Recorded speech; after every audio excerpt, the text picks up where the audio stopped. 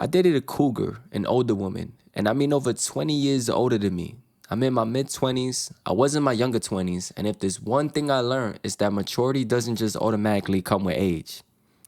Guys, we're gonna have a little bit of a story time, all right? I'm gonna start from the very first origins of what took place and where it transcended. All right, boom, it feels like I'm ripping the band-aid off.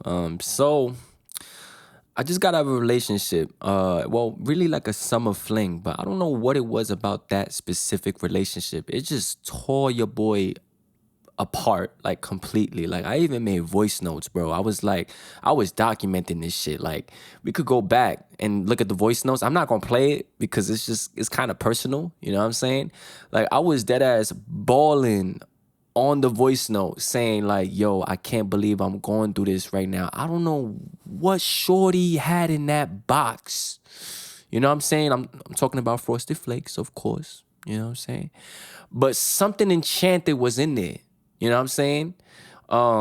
Like, yo, bro, I was going through it. Like, that's honestly a story for another day because we could get into it. Like, it was crazy. All right, boom. So that summer fling ended. And during the summertime, I was like, yo, you know what? I'm gonna take some time to recover from this, but I'm gonna make a mean comeback. And best believe I did. So I picked up my phone and I searched up dance places near me. I found the place. Boom, I called. Music was playing in the background. I heard people laughing. I was like, oh, this seems like a pretty cool environment. I was asking for prices. The price sounded right. And I was like, my heart was beating. I know it may seem like something fun or casual for someone to do to take dance classes or whatever. But growing up, I always been self-cautious with the way I looked by dancing. I don't know why. Well, actually, I do know why. Because I went through a little bit of verbal abuse from my relatives when I was growing up. I was a little bit of a chubby kid and awkward at the same time. So they used to kind of poke at me for, trying to dance and stuff. So I always had that image in the back of my head. So driven by 808 and heartbreaks, I decided to make a change within my life. And while this may seem like a casual day for someone, it was fighting off one of the biggest insecurities for me. I went to the dance school for a class and ended up committing for the entire month. Now, how does this correlate to the cougar I mentioned in the beginning? Well, we met at the class and it was platonic for the first couple encounters. And as a friend, I felt like she was better. I learned a lot from her, like on an emotional standpoint, because the amount of bullshit she was putting me through, like I felt like I really developed a lot of emotional resilience. And not only that, but since there is a pretty big age gap, she did hold me accountable for a lot of things that I said I wanted to do. She held me accountable for getting a passport, for investing into the stock market, and just overall, like, tried to guide me in the right direction. When we were platonic, all right? This is before everything. But when we got a little bit more intimate, I noticed things changed. Emotions were at stake, and it was a nightmare. Many times we did practice together at the school. At the school we practiced, right? And it was cool. It was platonic. Everyone takes turns dancing with each other, you feel me? You learn salsa, merengue, bachata, stuff like that. And you dance with other people and it's a wholesome experience. And when we were done dancing at the school, sometimes she used to take me back to the crib. And we used to have these conversations outside for like a good hour or so, talking about school, talking about different goals, stuff like that. And it transcended from that to practicing by ourselves. So we did that more frequently by ourselves, practicing and stuff. And one thing led to the other. And one day she pushed up on me a certain way. I was like, this is not salsa, okay? Like, you doing some other shit. Like, so me thinking with Gerald, moves were made that night from the both of us. And it went from one thing to another.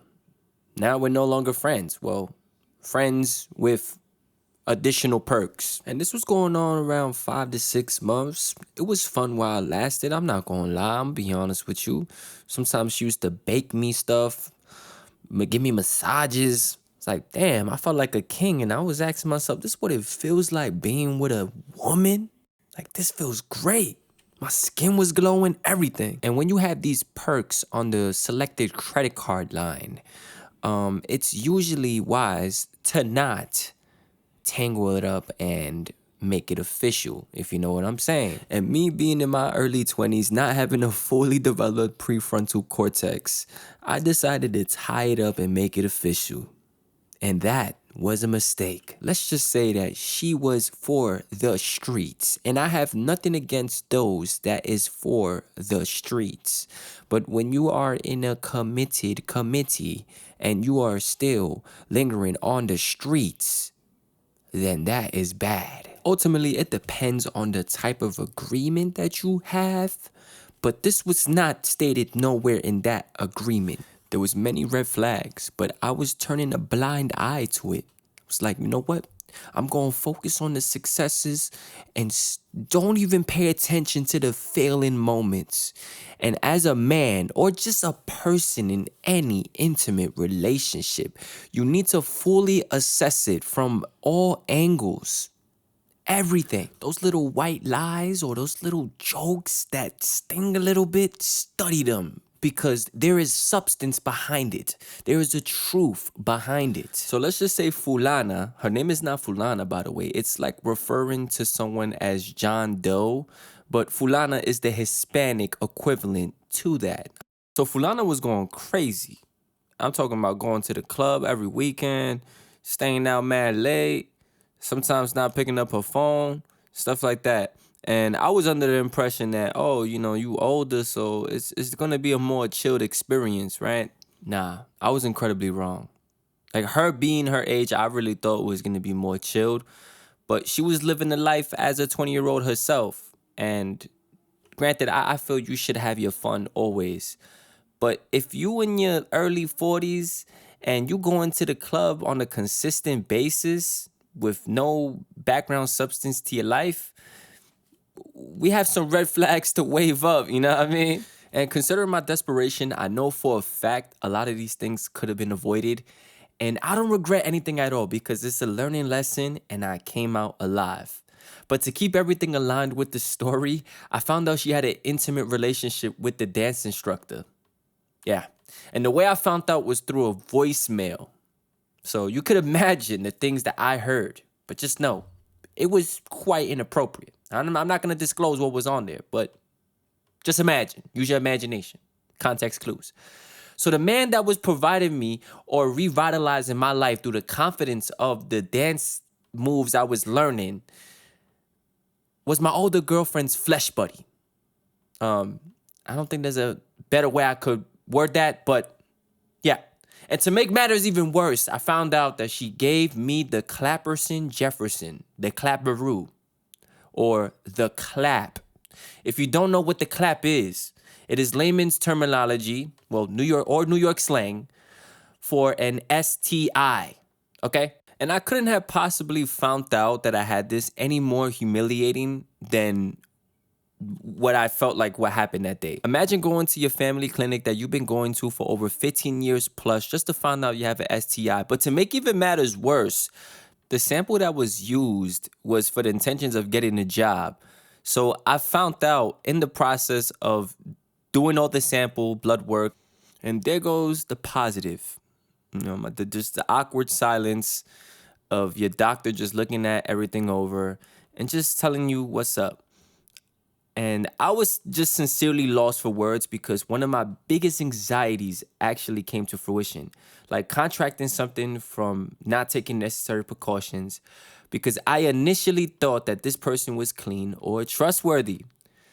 Now, I am very lucky that I was able to contract a curable one. And like I said, I'm here thriving and alive, but this could have been prevented. The thing that frustrated me the most was that I knew that we were going to have multiple encounters. In the beginning stages of what we had, I initially suggested that we should have gotten tested because it would have gave us some clarity and knowing that we will engage safely. But when I mentioned that to her, she got very defensive. Like, oh, you can't take my word. You think I'm dirty. And boy, oh boy, I should have listened to the sign. And I honestly thought she was going to take that gracefully because if I'm bringing this up, and I'm trying to be proactive, and why are you getting defensive? Is this something you're hiding? And this was not on my mind at all at the time. I was thinking with the wrong head, and years have passed, and I reflect and think that this is something I will never encounter again. And obviously, after me finding out what she done in that voicemail, we split ways. And despite all the trauma she brought to my life, I'm not gonna wish anything bad towards her. But this goes to validate my claim that I made in the beginning of the video, stating that maturity doesn't automatically come with age. Because it doesn't. Look what happened here. The immaturity of Fulana and defensiveness of not wanting to get tested led to your boy catching the clap. So what can we learn collectively? Be proactive. If you plan on engaging multiple times with the partner, consider getting tested and form some boundaries, right? But even so, and I don't want to sound pessimistic, even if you form these boundaries, it's not going to ensure anything because anyone can lie, right? So don't jump into things with just one thing on your mind, right? Like if you see substance in someone, that's great. But if you only see them for a fun time, then you want to reevaluate where your future lies because it's not going to be with this person. Well, that was a lot. And that's not something I was expecting for me to make a video on ever. But just by doing that and letting off my chest, it feels great. I did meet with a therapist regarding this before, but I don't know if anyone went through a similar situation or just wants to hear a story for entertainment purposes. But if there's anything I wanted to hear at that moment, it was that you're not alone because we're not alone. So I want you to know that. And yeah, thank you for watching. Feel free to subscribe and catch you on the next one. Talk to you.